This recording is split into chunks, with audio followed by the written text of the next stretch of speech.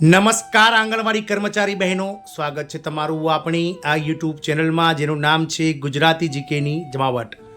ગત 20 ઓગસ્ટના રોજ ગુજરાત હાઈકોર્ટની ડબલ બેન્ચ જજ દ્વારા ગુજરાત આંગણવાડી જે 53,000 કરતાં વધારે આંગણવાડી કેન્દ્રોમાં કાર્યરત 1.6 લાખ કરતાં વધારે આંગણવાડી કાર્યકર અને તેડાગર બહેનોની તરફેણમાં એક અતિ મહત્વપૂર્ણ ચુકાદો આપતા તેમને લઘુત્તમ વેતન એટલે કે 14,800 રૂપિયા બંને સંવર્ગોના પગારમાં વધારો કરવાને લઈ અને સરકારને આગામી 6 મહિનાની અંદર જે છે ટકોર કરવામાં આવી છે. ત્યારે આંગણવાડી પગાર વધારાના આજના સમાચારમાં આપણે જાણીશું કે ગુજરાત હાઈકોર્ટના ચુકાદાને આધીન ગુજરાત સરકાર દ્વારા આગામી 10 સપ્ટેમ્બર સુધીમાં આજે ગુજરાત હાઈકોર્ટનો જે ચુકાદો છે માનદ વેતનમાં વધારો કરવાને લઈ તેને લઈ અને મિત્રો ચર્ચા થઈ શકે છે અને કોઈ જાહેરાત પણ થઈ શકે છે. જાણીશું કેમ આ 10 ઓગસ્ટ સુધીમાં 10 સપ્ટેમ્બર સુધીમાં આ જાહેરાત થઈ શકે છે અને પગાર વધારો શું ખરેખર આ બહેનોને લાગુ પડશે કે નહીં તેને લઈને આજના વિડીયોમાં વિગતવાર ચર્ચા કરીશું. તો વિડીયોના અંત સુધી આ બન્યા રહો. જો ચેનલમાં તમે પહેલીવાર વિડીયો જોતા હોય તો ચેનલને લાઇક શેર અને સબસ્ક્રાઇબ કરવાનું ભૂલશો નહીં. તો ગુજરાત હાઈકોર્ટ દ્વારા જે ગુજરાત હાઈકોર્ટના સિંગલ બેન્ચ જજ નિખિલેશ કરિયાનો 30 ઓક્ટોબર 2024નો જે ચુકાદો હતો કે જેમાં આંગણવાડી કર્મચારીઓને રાજ્ય સરકારના કર્મચારીનો દરજ્જો આપવો અને લઘુત્તમ વેતનમાં જે છે તે વધારો કરી અને લઘુત્તમ વેતન જે છે વર્ગ 3 અને 4 પ્રમાણે આ બંને સંવર્ગોને જે છે તે આપવું જોઈએ તેવો ચુકાદો તેમણે આપ્યો હતો. ત્યારબાદ આ જે ચુકાદો છે તેના માટેની પોલિસી બનાવવા માટે સરકારે 6 મહિનાનો સમયગાળો આપ્યો હતો અને સરકારે જે 6 મહિનાની અંદર જે છે તે સરકારે પોલિસી બનાવવાની વાત થઈ હતી, પરંતુ સરકાર દ્વારા આ જે ચુકાદો છે સિંગલ બેન્ચ જજનો તેને ગુજરાત હાઈકોર્ટની ડબલ બેન્ચ જજ સામે જે છે તે પડકારવામાં આવ્યો હતો. પરંતુ ગુજરાત હાઈકોર્ટની ડબલ બેન્ચ દ્વારા પણ ગુજરાત સરકારનો જે સિંગલ બેન્ચ જજના અમુક ચુકાદાઓને અનામત રાખવામાં આવ્યા હતા અને અમુક ચુકાદાઓને સ્થગિત કરવામાં આવ્યા હતા. જેમ કે જે રાજ્ય સરકારના કર્મચારી જાહેર કરવા પડે તેને લઈ અને મિત્રો ગુજરાત હાઈકોર્ટે કોઈપણ જાતનું સૂચન કર્યું નથી, પરંતુ લઘુત્તમ વેતન જે છે તે ગુજરાત સરકારમાં અત્યારે વર્ગ 4માં 14,800 પ્રમાણે જે છે તે બેઝિક પગાર મળી રહ્યો છે. એટલે કે જે પટાવાળા છે હાઈકોર્ટમાં નોકરી કરતા હોય કે વિવિધ સંવર્ગોમાં તેમનો બેઝિક ગ્રેડ પે 1,400 રૂપિયા છે અને તેમનો બેઝિક ગ્રેડ પે 14,800 રૂપિયા છે. એટલે કે 14,800 રૂપિયા બંને સંવર્ગોના લઘુત્તમ પગારમાં માનદ વેતનમાં વધારો કરવાને લઈ અને ગુજરાત હાઈકોર્ટે ગત 20 ઓગસ્ટના રોજ જે છે તે ચુકાદો આપ્યો છે.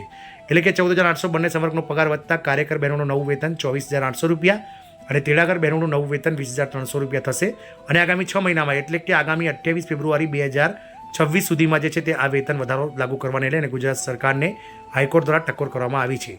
ત્યારે આગામી 8 થી લઈને 10 સપ્ટેમ્બર દરમિયાન જે છે તે સંસદનું વિધાનસભાનું વિશેષ સત્ર મળવા જઈ રહ્યું છે.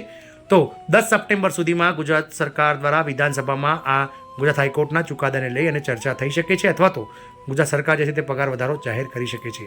શું છે સમગ્ર બાબત તેને જાણીએ તો ગુજરાત હાઈકોર્ટના ચુકાદા બાદ ગુજરાત રાજ્યના ICDS પ્રોજેક્ટમાં કુલ 53,000 કરતાં વધારે આંગણવાડી કેન્દ્રોમાં કામ કરતા 1.6 લાખ જે કાર્યકર અને તેડાગર બહેનો છે તેમના પગારમાં 14,800 રૂપિયાનો બમ્પર વધારો કરવાનો લઈ અને હાઈકોર્ટે ગત 20 ઓગસ્ટે ચુકાદો આપ્યો હતો. ગુજરાત હાઈકોર્ટ દ્વારા આંગણવાડી કાર્યકર અને સહાયકો પદો માટે નવા નિયમો લાગુ કરવામાં આવે છે, જે મુજબ પગાર નીચે મુજબ છે. પહેલાં જે છે તે મિત્રો જે તેડાગર બહેનો છે તેમને માસિક બહેનો 5500 રૂપિયા પગાર મળતો હતો. હવે તેને દર મહિને જે છે તે 22,300 રૂપિયા પગાર આપવામાં આવશે. પહેલાં કાર્યકર બહેનોને જે છે તે મહિને 10,000 પગાર મળતો હતો અને હવે તેને વધારીને 24,800 રૂપિયા કરવામાં આવશે. જો આપણે ગુજરાતની વાત કરીએ તો આંગણવાડી કાર્યકરોના પગાર વધારાનો આદેશ દેશના વિવિધ રાજ્યોના આંગણવાડી કાર્યકરો માટે સારો સંકેત છે. આ આધારે અન્ય રાજ્યોના આંગણવાડી કાર્યકરો માટે માનદ વેતનમાં વધારો થવાની સંભાવના છે. ઉત્તર પ્રદેશમાં પણ આંગણવાડી કાર્યકરો લાંબા સમયથી સતત માનદ વેતનમાં વધારો કરવાની માંગ કરી રહ્યા છે, જેના માટે હાઈકોર્ટમાં અરજી પણ દાખલ કરવામાં આવી છે. ત્યારે ગુજરાત રાજ્યમાં આગામી 8 થી 10 સપ્ટેમ્બર એટલે કે આગામી 8 થી લઈને 10 સપ્ટેમ્બર 2025 દરમિયાન 15મી ગુજરાત વિધાનસભાનું 7મું સત્ર યોજાશે. આ 3 દિવસીય સંભવિત કામગીરી સંદર્ભે પ્રવક્તા મંત્રી ઋષિકેશભાઈ પટેલે જણાવ્યું હતું કે તારીખ 8મીના રોજ સત્રની શરૂઆત પ્રશ્નોત્તરીથી શરૂ થશે. ત્યારબાદ સમગ્ર દિવસ દરમિયાન શોકદર્શક પ્રસ્તાવો પર ચર્ચા થશે.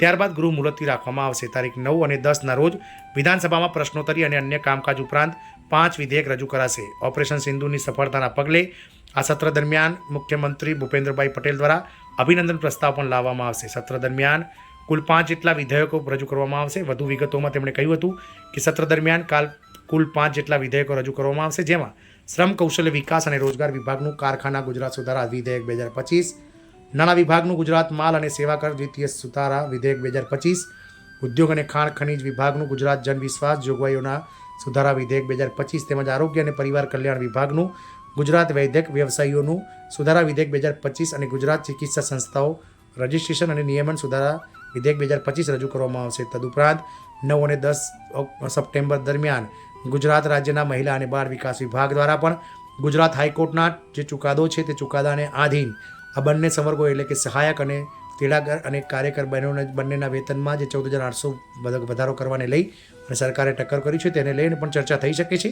જો બની શકે તો ગુજરાત સરકાર જે છે તે 10 સપ્ટેમ્બર સુધીમાં આ પગાર વધારો જે છે તે જાહેર પણ કરી શકે છે. એટલે કે આગામી 10 સપ્ટેમ્બર કાર્યકર અને તેડાગર બહેનોની નજર ગુજરાત વિધાનસભા પર ટકેલી રહેશે, કારણ કે વિધાનસભામાં જે સંસદનું 7મું સત્ર આ વર્ષ દરમિયાન મળવા જઈ રહ્યું છે તેમાં ચોક્કસથી મહિલા અને બાળ વિકાસ વિભાગ દ્વારા ગુજરાત હાઈકોર્ટના ચુકાદાને આધીન આ પગાર વધારાની ચર્ચાઓ જે છે તે થશે.